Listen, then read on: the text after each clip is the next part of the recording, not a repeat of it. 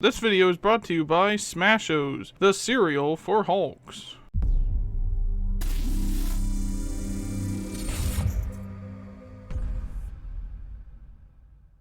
What's up, Marvel fans? We're the Hills Maniacs, and if you're like us, you love going back and rewatching all the movies in the MCU again and again because, some of them are fun to watch, others maybe not so much, but you still want to rewatch it because it's all part of it's all connected and it's all chronological and everything else. But have you ever sat back and thought about, like, the one specific moment or scene that really stood out to you as, like, the best in the entire movie? Well, that's what we're here to talk about today as we discuss what both of us believe is the best moment from The Incredible Hulk. Over the past few weeks, we've been doing it basically in MCU chronological order, talking about like we started with Captain America, right, then Captain Marvel, the first Iron Man movie, and now we're at the Hulk, and next week it'll be Iron Man 2, and then Thor, and so on and so on. So for me, I guess the best moment from The Incredible Hulk would be probably the battle between Hulk and Abomination at the end. Yeah. That's pretty much like the only, because the rest of this movie was just him kind of like on the run the whole time, and kind of like his relationship with Betty Ross. Not Betsy Ross. Not Betsy Ross. Betty Ross. I almost said Betsy. That would be weird. And I mean, yeah, it did introduce us to like Secretary Ross. Well, I guess at that time he would have been like General Ross, who's an important character later on in the MCU. Yeah, that scumbag. But this battle here felt like, I mean, obviously it was actually the climax of the movie, and it was like pretty much the ending of the movie. But I just thought it really showed how powerful Hulk is, like, because Abomination was just, Emil Blonsky he wanted all that power, so he kept getting injected with the serum, and then he gets it, but that's all he gets. Whereas, like, with Hulk, you can see that when he gets angrier or more in pain and everything else, he can still get stronger. And it was kind of, like, cool to see that as sort of, that's how the Hulk operates. And this was really the first time, technically, in the MCU that we were seeing the Hulk. So, to see that, and really, it kind of gives us a glimpse into his character a little bit. And it shows us, like, how strong he is for later. Like, we realize, like, he gets stronger through the MCU, it seems like, as well. And this is where it all started.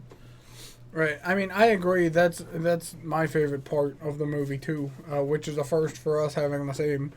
the same favorite part. The movie, for me, overall, wasn't my favorite in the MCU. Like, for the longest time, I didn't even know it was part of the MCU. I honestly did. I knew it was Marvel. I just did, because it doesn't really fit. The Hulk is played by a different actor, because it's not Mark Ruffalo like it is in the Avengers and Ragnarok and all the other ones, and so it just didn't really fit in to me, at least.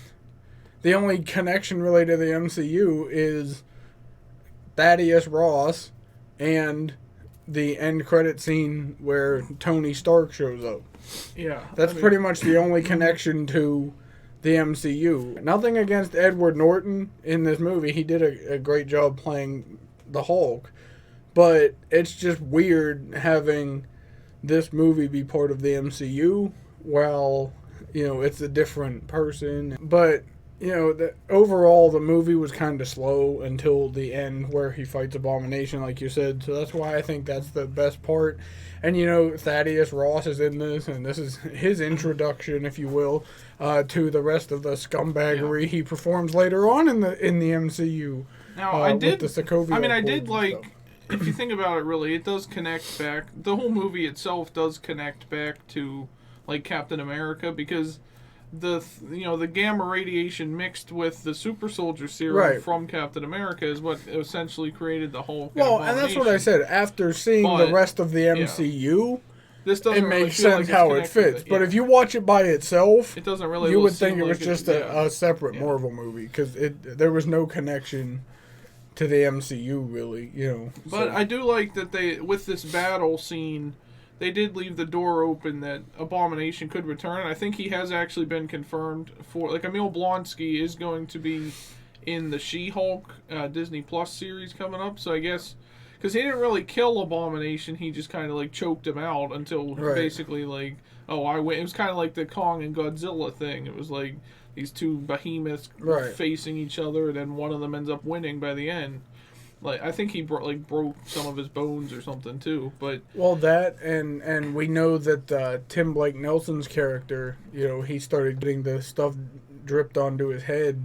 And that was supposed to lead to the leader. The leader at some point, you know, if he ends up becoming a recurring character again in the MCU, who knows where Marvel's going at this point. But like you said, I mean, everything else in this was pretty much just him on the run. It was slow and things like that. It wasn't as like impactful to the MCU as like, you know, Iron Man or Thor or whatever. But this one, I think this was honestly the best moment from the whole thing, because it was just, we wanted to see this big epic, you know, we want to see how powerful the Hulk is and things like that. This is really where it's kind of starting out. And I mean, you know, I understand that they say that, you know, like Ragnarok and Infinity War and Endgame are supposed to be like the Hulk story as much as anybody's. Trilogy, but at the same time, this is really the only solo Hulk movie that's worth watching. It's not even on Disney Plus. And it's the only one in the MCU that doesn't have, like, other characters. You know, the only Hulk movie that doesn't have other, like, MCU, you know, like no Captain America, no Thor, no, you know, and it's just Hulk, which is good in that standpoint. You know, it's a kind of like the first Iron Man was, you know, or the first Captain America was. But at the same time, it's like, if you're not connecting it to the rest of it, then... You know.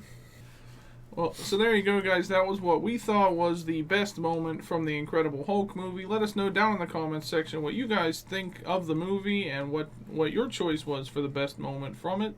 Also, be sure to like this video and subscribe for more. Every Saturday, we'll be talking about something from Marvel. Like right now, we're doing this rewatch and talking about the best moments. We'll be talking about the Loki series when that. I can't wait for that. When that comes out. Loki's my favorite. This is gonna be great. That's gonna be a lot of fun. So stick around for that if you're a Marvel fan, and we will see you in the next video. Bye, guys.